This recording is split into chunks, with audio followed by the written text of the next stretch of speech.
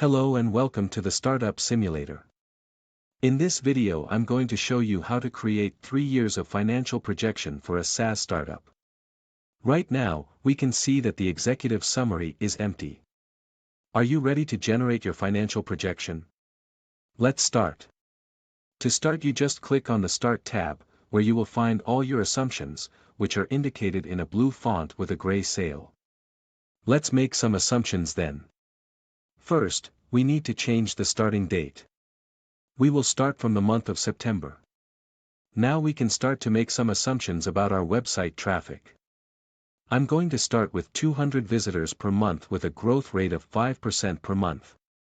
Next, I will assume that 15% of the visitors will create a free account and 30% will upgrade to a paid account.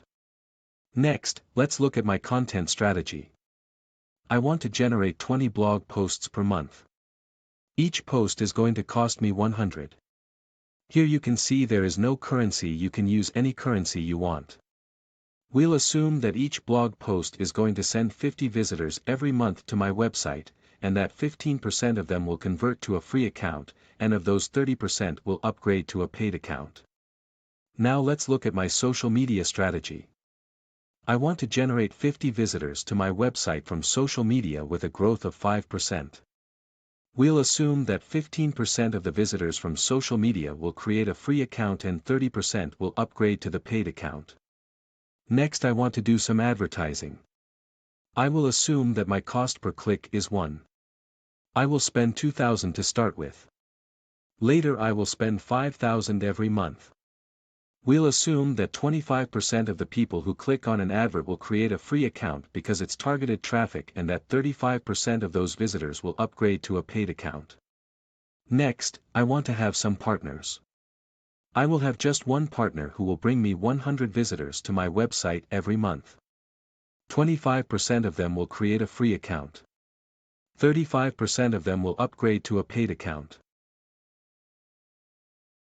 Next, I want to attend some events. I will attend one event every month, and I will assume that each event will bring 100 visitors to my website. 25% of the visitors will create a free account.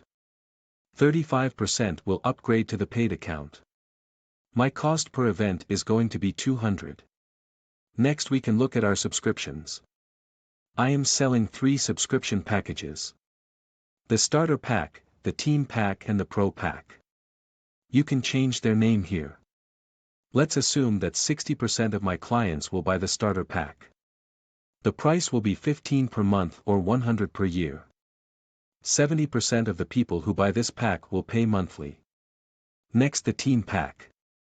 Let's assume 30% of my clients will buy it for a monthly price of 45 or a yearly price of 350.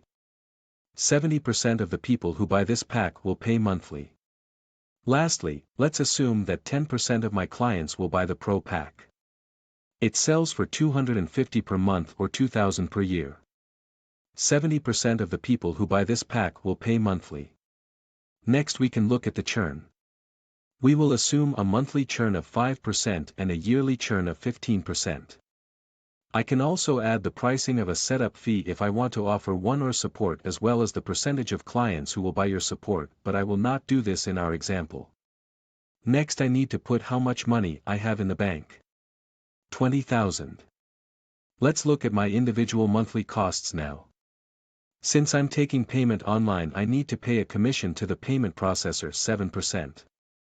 If I have employees, I need to pay social tax, which is going to be 33% of their salary. Every time I hire a new employee, I need to buy them some equipment like a computer, a desk, a chair.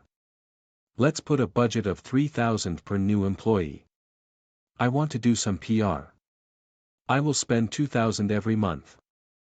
I will use some subscription services which will cost me 300 per month. My rent is going to cost me 4,000 per month. My accounting is 400 per month. For my legal fees, I'm going to put a budget of 1,000 per month. I want to travel, so I will set a budget of 2,000 for accommodation and traveling. My cloud infrastructure is initially going to cost me 500 every month. My telco operator, 300. Finally, I always like to keep a reserve for any unexpected expenses. I will put a budget of 2,000 per month as a reserve. Here I can add other individual costs, or I can go directly to the team and build my hiring plan. In this tab I can add my employees as well as my contractors.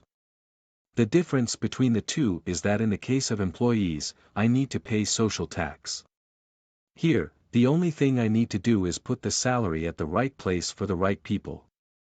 So let's start with me. The CEO will have a salary of 4,000.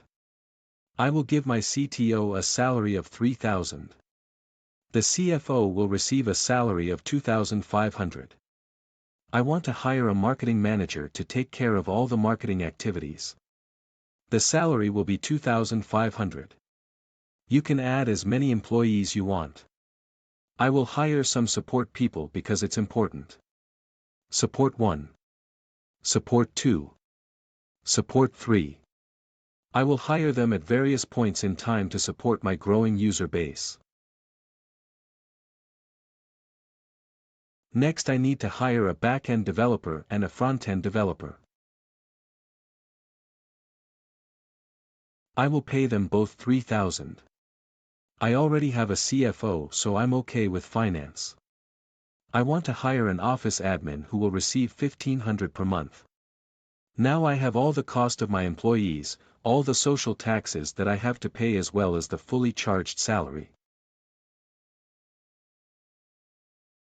I also want to contract a back-end developer for a limited period of time. I will pay that person 3,000 but only until the month of May.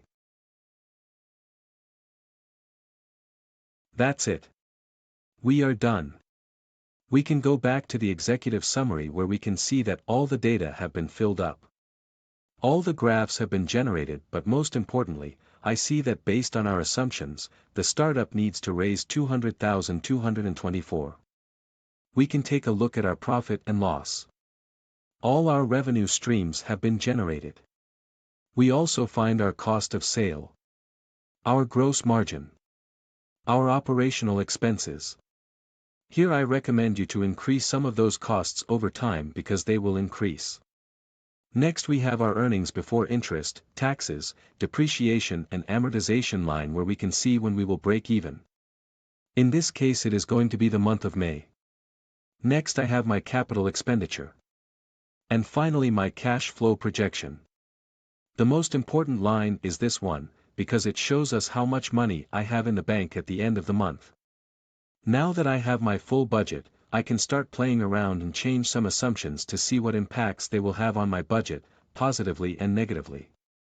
As you can see, it is really easy to generate the basic skeleton for your budget which you can then use to fine-tune, saving you hours of work.